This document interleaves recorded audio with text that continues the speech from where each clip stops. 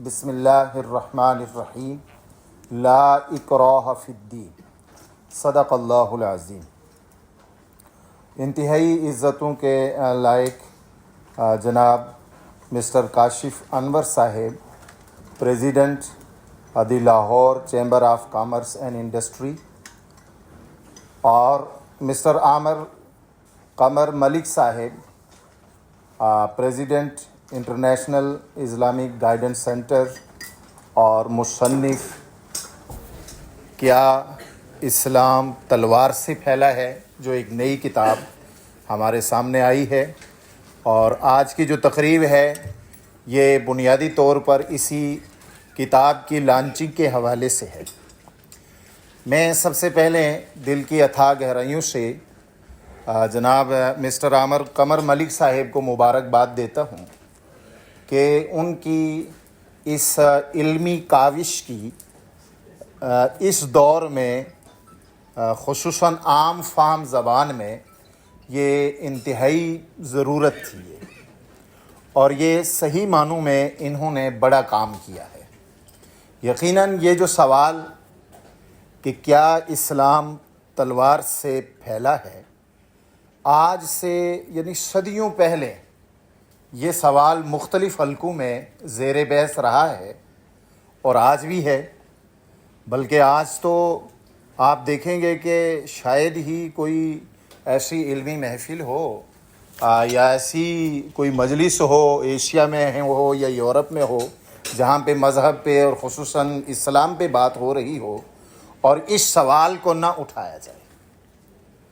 اور پھر مسلمانوں پہ ایک دہشت گردی کا لیبل بھی وہ ہم سب بخوبی جانتے ہیں، خصوصاً جو ہم وطن عزیز پاکستان میں رہنے والے لوگ ہیں، تو اس پروپیگنڈے کے نتیجے میں ہمیں بہت ساری پرابلمز جو ہے وہ فیس کرنی پڑ رہی ہے۔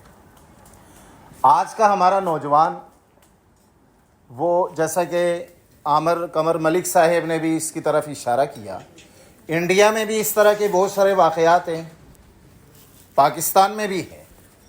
یہ ایک الگ بات ہے کہ وہ واقعات جو ہے وہ زیادہ سوشل میڈیا پہ یا الیکٹرانک اور پرنٹ میڈیا پہ نہیں آ رہے۔ ہماری جو نیو جنریشن ہے وہ تیزی سے قرآن سے اور اسلام سے وہ دور بھاگ رہی ہے، تو اس سوال کا جو جواب جاننا وہ انتہائی ضروری ہے۔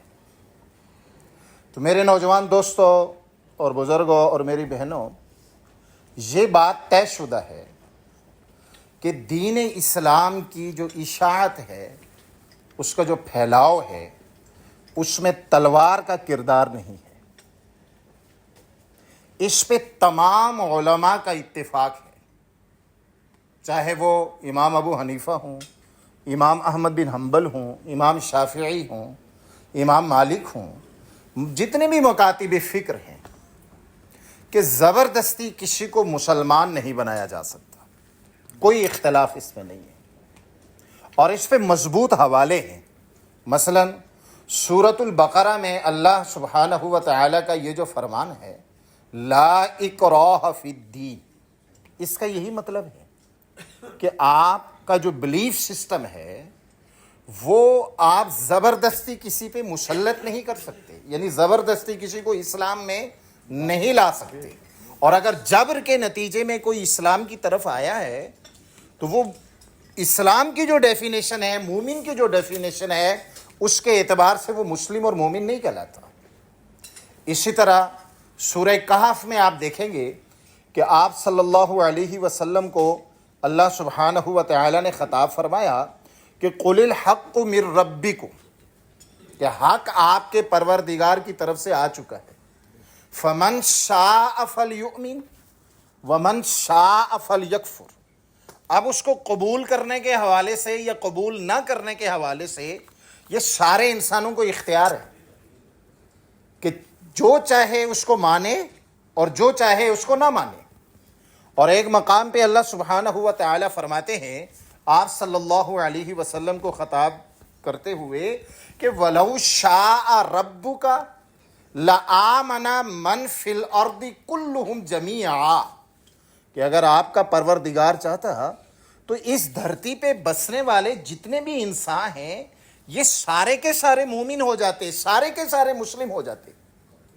افانت تکرہ الناس حتی یکونوا مؤمنین، کیا آپ لوگوں پہ جبر کریں گے کہ وہ ایمان قبول کر لیں؟ تو یہ قرآنی حوالے ہیں، یہ قرآنی آیات ہیں۔ اور اسی طرح آپ صلی اللہ علیہ وسلم کا عمل دیکھیے، جماعت صحابہ رضوان اللہ تعالی علیہم اجمعین کا عمل دیکھیے، تو اسلام کی جو اشاعت ہے، جو اس کا پھیلاؤ ہے، اس کے پیچھے تلوار نہیں ہے، اس کے پیچھے طاقت نہیں ہے، اس کے پیچھے جبر نہیں ہے۔ قرآن حکیم نے جو انسانوں کی نشو و نما، ان کی ڈیولپمنٹ کے لیے، ان کی نیورشمنٹ کے لیے جو پروگرام دیا ہے، جو مستقل اقدار دی ہے، انہی میں اتنی اٹریکشن ہے، اتنی کشش ہے کہ جب وہ کسی انسان کے سامنے آتی ہیں جو حقیقت پسند ہو، تو وہ خود کھینچا چلا آتا ہے، اس کے دل اور دماغ کی گہرائیوں میں ایک انقلاب اور تبدیلی پیدا ہوتی ہے۔ یہ خود قرآن حکیم کی تعلیمات کے اندر وہ تاثیر ہے۔ آپ حیران ہوں گے کہ اس کے اندر بلا کی تاثیر ہے کہ وہ لوگ جو مسلم بھی نہیں ہیں، آج سے ہزار سال پہلے کی بات ہے، بلکہ 1400 سال پہلے کی بات ہے، کہ جو مسلم بھی نہیں ہیں صرف قرآن حکیم کو سنتے ہیں، اور شدید مخالف ہونے کے باوجود وہ لپک کر وہ قرآن حکیم کی طرف آ جاتے ہیں۔ اس میں ایک حوالہ آپ کے سامنے رکھوں گا، بخاری کی ایک روایت ہے، بڑی تفصیلی روایت ہے، اس کا ایک چھوٹا سا اقتباس۔ آپ صلی اللہ علیہ وسلم نے مختلف بادشاہوں کو خطوط لکھے تھے، ان میں ایک خط کیسر روم کو بھی لکھا۔ میں اس خط کی تفصیلات نہیں بتا رہا چونکہ وقت کم ہے۔ کیسر روم کو بھی لکھا، اور اس خط کے اندر قرآن حکیم کی ایک آیت تھی، اور وہ آیت کیا تھی کہ قُلْ يَا أَهْلَ الْكِتَابِ تَعَالَوْا إِلَىٰ كَلِمَةٍ سَوَاءٍ بَيْنَنَا وَبَيْنَكُمْ أَلَّا نَعْبُدَ إِلَّا اللَّهَ إِلَىٰ آخِرِهِ۔ یہ آیت، تو یہ آیت جب اس کے سامنے پڑھی گئی، جو قیصر روم ہے، یعنی رومۃ الکبریٰ کا بادشاہ، روم کا سب سے بڑا سیاسی دماغ، لیڈر، اس کے سامنے جب پڑھی گئی، اس سے پہلے وہ ابو سفیان کے ساتھ بھی ڈائلاگ ہے، وہ بھی اپنی جگہ ایک بات ہے، اس کے اوپر اثر کیا پڑا؟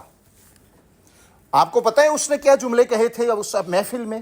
اس نے یہ کہا تھا کہ اگر محمد الرسول اللہ صلی اللہ علیہ وسلم کے متعلق یہ جو باتیں کی جا رہی ہیں، یہ جو باتیں کی جا رہی ہیں کہ وہ یہ پروگرام پیش کرتے ہیں، اگر یہ سچ ہے تو فَسَيَمْلِكُ تَحْتَ قَدَمَيَّ هَاتَيْنِ، اس وقت کا سب سے بڑا سیاسی دماغ یہ تجزیہ کر کے بتا رہا ہے کہ عنقریب وہ دور آنے والا ہے کہ یہاں یہ جو رومۃ الکبریٰ ہے، میرے قدموں کے نیچے یہ جو سرزمین ہے، اس کے مالک محمد الرسول اللہ صلی اللہ علیہ وسلم۔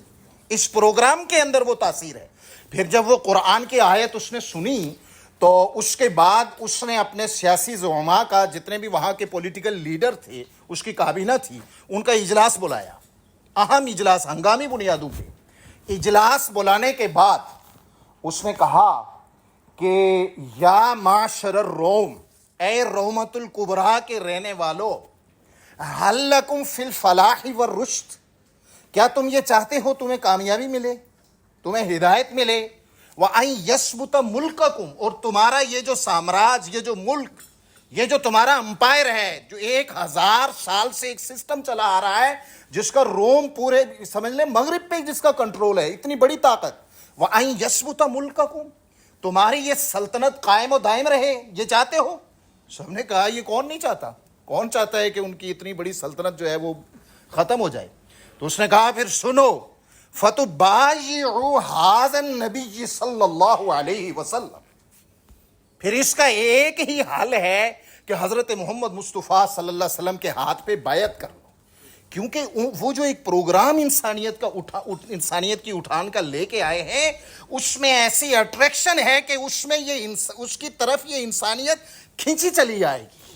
تو اشاعت دین کا جو پھیلاؤ ہے، یہ قرآن کی تعلیمات کے اندر تاثیر ہے۔ اب یہ اعتراض کیا کیوں جاتا ہے کہ اسلام تلوار سے پھیلا ہے؟ یقیناً اس پہ جو ریفرنسز دیے جاتے ہیں وہ ہماری جنگیں ہیں۔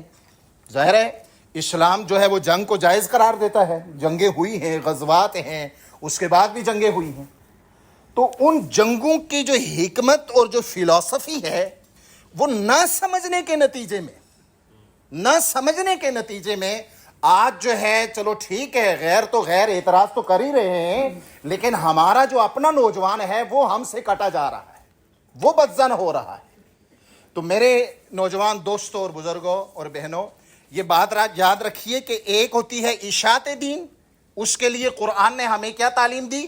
ادعو الی سبیل ربک بالحکمہ، کہ رب کی طرف بلانا ہے حکمت کے ساتھ، وزڈم کو بروئے کار لاتے ہوئے بلانا ہے، اور والموعظۃ الحسنہ، اور جب دعوت ہو تو انداز گفتگو میں حسن ہو، پتھر نہ مارے جائیں، حسن ہو، حسن و جمال ہو۔ وَجَادِلْهُمْ بِالَّتِي هِيَ أَحْسَنُ، اور جب کبھی بحث و مباحثے کی بھی ضرورت ہو تو اس میں بھی آپ وہ طریقہ اختیار کریں جو سب سے خوبصورت ترین طریقہ ہے، جس سے تلخیاں نہ جنم لے، دوسرے کی عزت نفس کا خیال رکھتے ہوئے۔ یہ دیکھیے آپ دعوت کے حوالے سے یہ ہدایات کتنی سنہری ہدایات ہیں۔ اب اگلی بات یہ ہے کہ جب دین کا سسٹم قائم ہو جاتا ہے تو اس سسٹم کو بچانے کے لیے ہمیں نہ صرف اسلام جنگ کی اجازت دیتا ہے بلکہ اس کو فرض قرار دیتا ہے اس کے تحفظ کے لیے۔ اور اس میں جو قتال سے متعلق جتنی بھی آیات آپ دیکھیں گے، ان آیات کے اندر ایک تو یہ ہے کہ آپ نے اپنے سسٹم کا تحفظ کرنا ہے۔ یہ کیوں تحفظ کرنا ہے؟ اس لیے کہ یہ صرف مسلمانوں کا سسٹم نہیں ہے، یہ کل انسانیت کا نظام ہے۔ اگر یہ فلاپ ہوتا ہے تو کل انسانیت کا نقصان ہوتا ہے۔ اور اسی طرح ایک تو یہ بات ہے، اور یہاں جو دین کا جو بنیادی نظریہ ہے، جو غلبہ ہے دین کو غالب کرنے کے لیے بھی، دین کے سسٹم کے قیام کے لیے بھی سم ٹائم جو ہے وہ قتال اور جنگ جو ہے وہ ضروری ہو جاتی ہے۔ کہ جب آپ کا ایک جگہ ہے، ایک نظام قائم ہے، آپ اس نظام کو دنیا کے دوسرے ملکوں کے اندر نظام وہ قائم کرنا چاہتے ہیں جہاں ظلم ہے، انسانیت کی ترقی رکی ہوئی ہے، تو گراؤنڈ ریالٹیز کے سامنے رکھتے ہوئے، روح عصر کو سامنے رکھتے ہوئے، اس وقت آپ کی جو قیادت ہے، آپ کا نظام چلانے والی جو پاور ہے، وہ spirit of age, ground realities کو سامنے رکھتے ہوئے ان خطوں کے اندر دین کو غالب کرنے کی پلاننگ کرتی۔ یہاں میں ایک اور بات آپ سے یہ بھی اس حوالے سے بھی بہت کنفیوژن موجود ہے کہ غلبہ دین سے کیا مراد ہے۔ ہمارے ہاں یہ سمجھا جاتا ہے کہ دنیا میں اکثریت مسلمانوں کی ہوگی تو کہیں گے کہ دین غالب ہو گیا ہے۔ نہیں، ایسا نہیں۔ میں ایک صحابی رسول رضی اللہ تعالی عنہ کی ایک تقریر ہے، وہ میں آپ سب کے سامنے رکھنا چاہتا ہوں اور آپ کو دعوت فکر دیتا ہوں کہ آپ اس پہ سوچئے۔ صرف 3 جملے ہیں چھوٹے چھوٹے۔ وہ 3 جملے کیا ہیں؟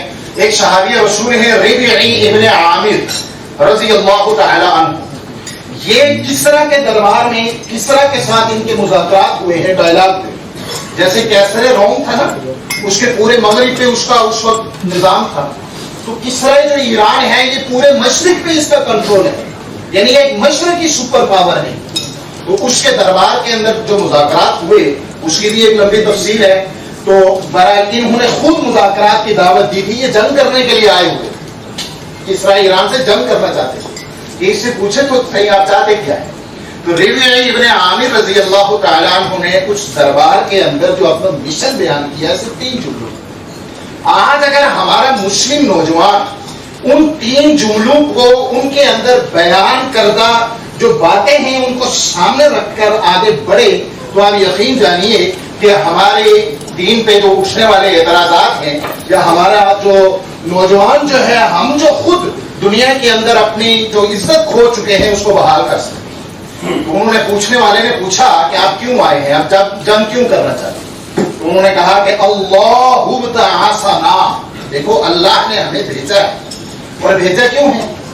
پہلی بات لنخرج العباد من عبادت العباد الى عبادت اللہ وحدہ، کہ ہم انسانوں کو انسانوں کی غلامی سے نکالنا چاہتے ہیں، محکومی سے نکالنا چاہتے ہیں۔ ہم یہ چاہتے ہیں کہ اس دھرتی پہ بسنے والا کوئی انسان کسی انسان کی غلامی نہ کرے۔ اس نے اگر غلامی کرنی ہے تو اللہ کی غلامی، اللہ کی غلامی سے کیا مراد ہے؟ یعنی اللہ نے جو پرمیننٹ ویلیوز عطا کی ہیں ان کی روشنی میں وہ آگے بڑھے، ان کی روشنی میں زندگی بسر کرے. پہلی بات غلامی کا. دوسری بات وَمِن جَوْرِ الْأَدْيَانِ إِلَىٰ عَدْلِ الْإِسْلَامِ، ہم یہ چاہتے ہیں کہ اس دھرتی پہ بسنے والے جتنے بھی انسان بلا رنگ، نسل اور مذہب کی تفریق کے، ہم یہ چاہتے ہیں کہ سب کے سب کو عدل ملے. اور عدل کس کو کہتے ہیں؟ عدل کی ڈیفینیشن کیا ہے؟ کہ بغیر کمی پیشی کے کسی کے ساتھ ایسا سلوک کرنا جس کا وہ مستحق ہے. انسانیت کے ساتھ عدل یہ ہے کہ ان کے جتنے بھی بنیادی حقوق ہیں وہ ہر حقدار کو بغیر کسی تمیز اور تفریق کے مل جائے. نہ جنس کی تفریق، نہ مذہب کی، نہ نسل کی، نہ جغرافیہ کی. یہ عدل ہے. اور تیسری بات وَمِن زِينِ الدُّنْيَا إِلَىٰ سَاعَتِهَا، ہم یہ چاہتے ہیں کہ اس دھرتی پہ بسنے والے جو انسان ہیں جو غربت، افلاس، خلاشی کے دلدل میں دھسے ہوئے ہیں اس سے ہم ان کو نکالیں اور دنیا کی جو وسعتیں ہیں، جو خوشحالی ہے اس کی طرف لائیں. یعنی تین باتیں ہوگی: غلامی کا خاتمہ، ظلم کا خاتمہ اور غربت کا خاتمہ. اب غلبہ دین سے کیا مراد ہے؟ غلبہ دین سے مراد یہ ہے کہ آپ ایک ایسا سیاسی، معاشی، سماجی سسٹم قائم کریں کہ جس کے نتیجے میں سوسائٹی سے یہ تینوں چیزیں ختم ہو.